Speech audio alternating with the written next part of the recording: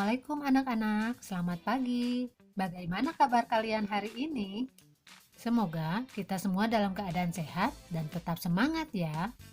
Pada pertemuan kali ini, kita akan membahas materi mobilitas sosial. Anak-anak, coba kalian perhatikan gambar berikut ini. Seorang direktur sedang mengadakan pertemuan dengan bawahannya. Pernahkah kalian memikirkan bagaimana seseorang bisa menjadi direktur perusahaan? Menjadi seorang direktur perusahaan itu tidak mudah.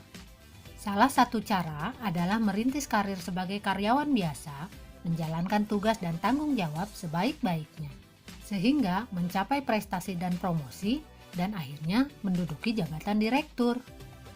Seorang karyawan yang berprestasi hingga menduduki jabatan direktur merupakan contoh mobilitas sosial. Dari contoh tersebut, apa yang dimaksud dengan mobilitas sosial? Mobilitas berasal dari bahasa Latin mobilis, yang berarti mudah dipindahkan atau banyak bergerak dari satu tempat ke tempat yang lain. Kata sosial pada istilah tersebut mengandung makna seseorang atau sekelompok warga dalam kelompok sosial. Mobilitas sosial adalah perpindahan posisi seseorang atau sekelompok orang dari lapisan yang satu ke lapisan yang lain. Berdasarkan bentuknya, mobilitas sosial dibedakan atas mobilitas sosial vertikal dan mobilitas sosial horizontal. Mobilitas sosial vertikal adalah perpindahan seseorang atau kelompok dari suatu kedudukan sosial ke kedudukan sosial yang lain yang tidak sederajat. Mobilitas sosial vertikal terbagi menjadi mobilitas vertikal ke atas dan mobilitas vertikal ke bawah. Mobilitas vertikal ke atas atau social climbing adalah mobilitas yang terjadi karena adanya peningkatan status atau kedudukan seseorang, atau naiknya orang-orang yang berstatus sosial rendah ke status sosial yang lebih tinggi. Contohnya, seorang karyawan yang karena prestasinya dinilai baik, kemudian berhasil mendapat kenaikan jabatan. Sementara, mobilitas vertikal ke bawah atau social sinking merupakan proses penurunan status atau kedudukan seseorang dari atas ke bawah. Proses social sinking seringkali menimbulkan gejolak kejiwaan bagi seseorang karena ada perubahan pada hak dan kewajibannya. Contohnya, seseorang yang memasuki masa pensiun, turun jabatan, atau dipecat dari pekerjaannya. Selanjutnya, ada mobilitas horizontal. Mobilitas horizontal adalah perpindahan status sosial seseorang atau sekelompok orang dalam lapisan sosial yang sama. Contohnya, seorang guru yang pindah ke sekolah lain namun tetap dalam jabatan sebagai guru. Nah anak-anak, setelah kalian mempelajari pengertian dan contoh-contoh mobilitas vertikal dan horizontal, kalian tentu memperoleh pelajaran bahwa hidup manusia itu selalu berubah. Mari sekarang kita lanjutkan membahas faktor pendorong mobilitas sosial. Faktor-faktor pendorong mobilitas sosial yaitu faktor struktural, faktor individu, faktor sosial, faktor ekonomi, faktor politik, dan kemudahan dalam akses pendidikan. Yang pertama, faktor struktural. Coba kalian lihat gambar berikut ini.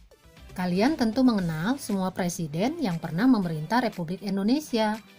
Ketujuh tokoh Indonesia tersebut berhasil mencapai status sosial yang tinggi berkat sistem demokrasi yang berlaku dalam politik di Indonesia.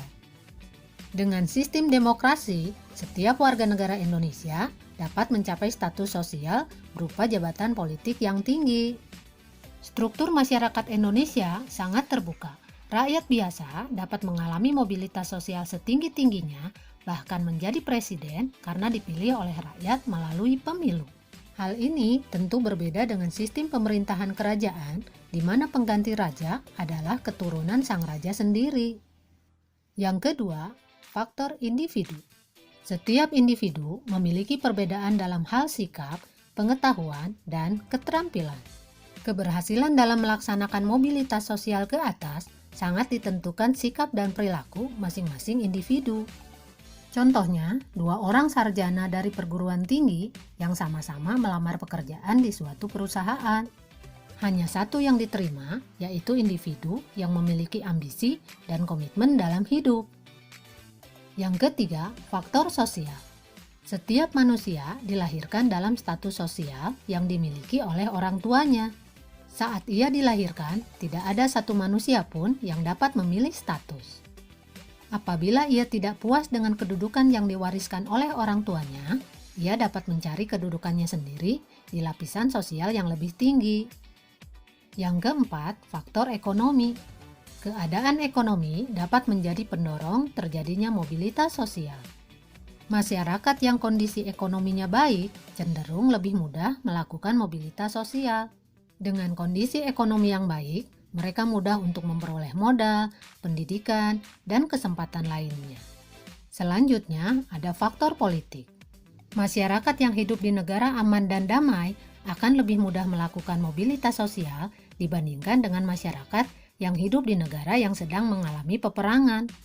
Negara yang sedang mengalami peperangan akan membuat pemerintah lebih sibuk mengurus keamanan negara daripada meningkatkan perekonomian. Yang terakhir, kemudahan dalam akses pendidikan. Orang yang memiliki pendidikan yang berkualitas akan lebih mudah melakukan mobilitas dengan berbekal ilmu yang diperolehnya. Orang yang tidak menjalani pendidikan yang bagus akan lebih sulit mengubah status karena kurangnya penguasaan ilmu pengetahuan. Selanjutnya, ada faktor penghambat mobilitas sosial. Yang pertama, yaitu kemiskinan. Bagi masyarakat miskin, mencapai status sosial tertentu merupakan hal yang sangat sulit. Salah satu penyebab kemiskinan adalah pendidikan yang rendah. Masyarakat yang berpendidikan rendah berpengaruh terhadap kualitas sumber daya manusia. Akibatnya, tingkat kemudahan untuk mendapatkan pekerjaan sangat terbatas. Faktor penghambat yang kedua yaitu diskriminasi. Diskriminasi artinya pembedaan perlakuan karena alasan perbedaan suku bangsa, ras, agama, dan golongan.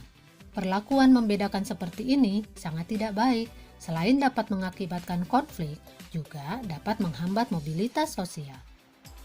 Nah, anak-anak, demikianlah pembahasan materi mengenai pengertian, bentuk-bentuk, faktor pendorong, dan penghambat mobilitas sosial. Nah, anak-anak, demikianlah pembahasan materi mengenai pengertian, bentuk-bentuk, faktor pendorong, dan penghambat mobilitas sosial.